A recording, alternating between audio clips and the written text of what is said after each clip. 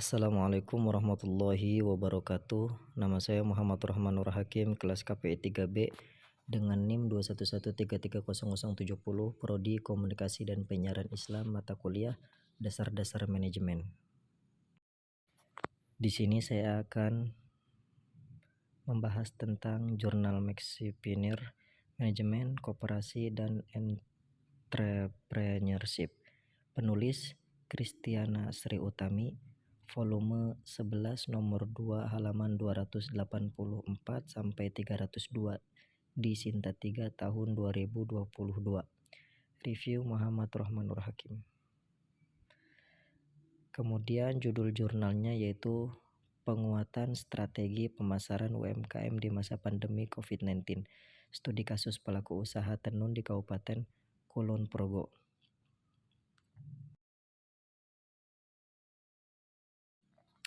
Latar belakang sektor usaha mikro kecil menengah UMKM memiliki peran penting dan strategis dalam pencapaian keberhasilan pembangunan ekonomi di Indonesia karena sektor ini mampu meningkatkan pendapatan masyarakat kecil.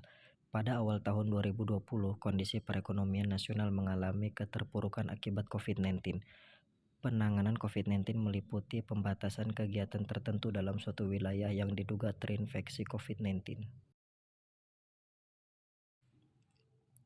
Akan tetapi di Kabupaten Kulon Progo adalah wilayah dengan tingkat pertumbuhan ekonomi tertinggi di Provinsi Yogyakarta, yang sebelumnya pertumbuhan ekonominya terendah dari 5 kota atau kabupaten.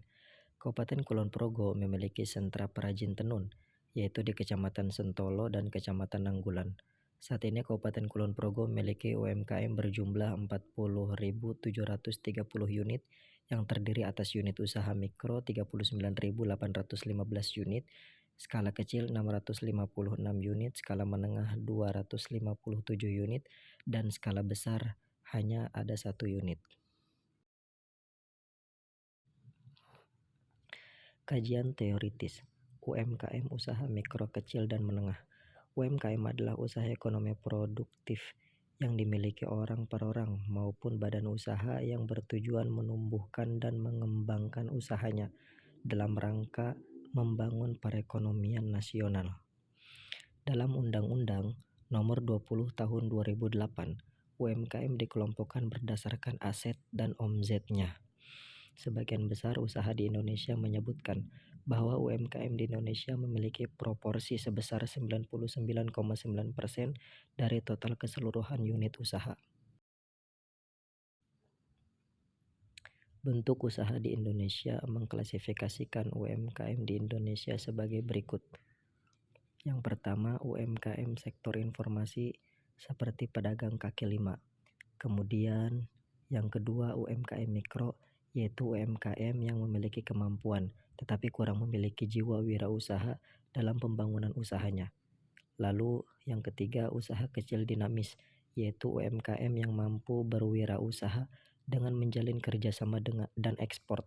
Dan yang terakhir yaitu fast moving enterprise, yaitu UMKM yang memiliki jiwa wirausaha, cakap, dan siap bertransformasi menjadi usaha yang lebih besar. UMKM di masa pandemi COVID-19.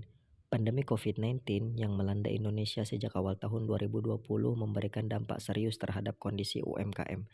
Pandemi COVID-19 mengakibatkan penurunan omset pelaku usaha secara sangat signifikan sebesar 56%.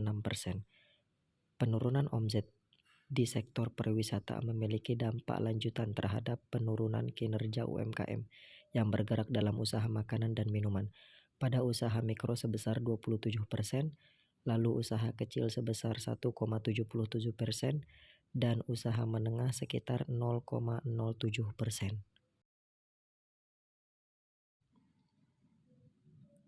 Strategi pemasaran.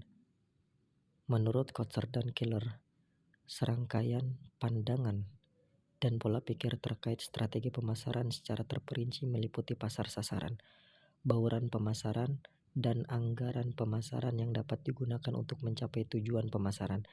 Sedangkan menurut Wencelia Hafizhan, Wijayanti, dan Haryadi, strategi pemasaran juga mencakup rencana untuk meraih keberhasilan bisnis dengan mengelola faktor internal seperti biaya, periklanan, desain produk, dan pengetahuan pasar untuk memaksimalkan upaya meraih peluangnya.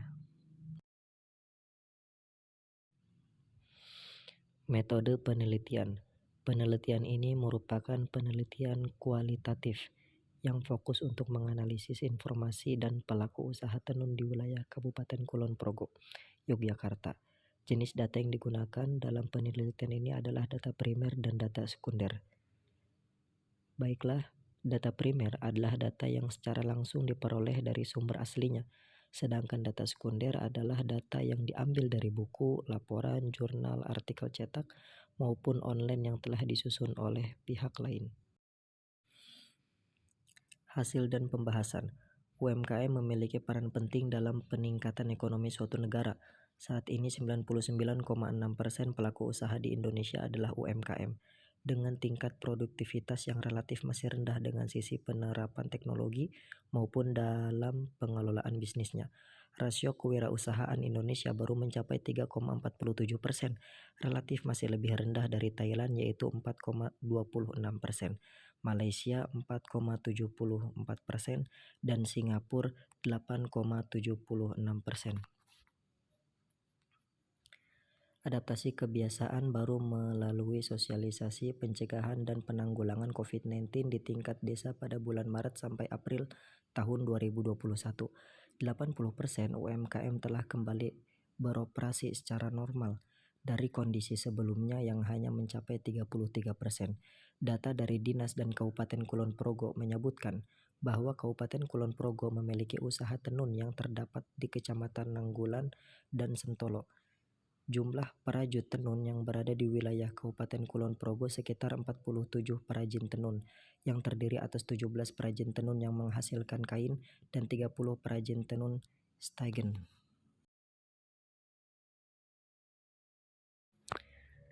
Kesimpulan, kondisi krisis karena pandemi COVID-19 membutuhkan tindakan untuk menghasilkan perubahan dan meminimalkan pemasaran internal.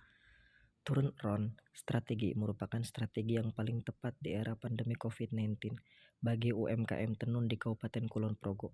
Strategi tersebut dilakukan dengan upaya A. Meningkatkan kemampuan SDM dalam menggunakan teknologi informasi, kemudian B. Digital marketing melalui peningkatan pemanfaatan media sosial seperti WhatsApp, Facebook, Instagram, Twitter maupun website dalam mempromosikan produk.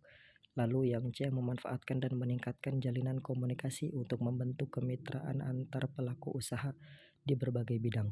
Dan yang terakhir yaitu D, perbaikan pengelolaan manajemen bagi unit usaha. Saran, tenun merupakan aset budaya Nusantara yang harus dilestarikan.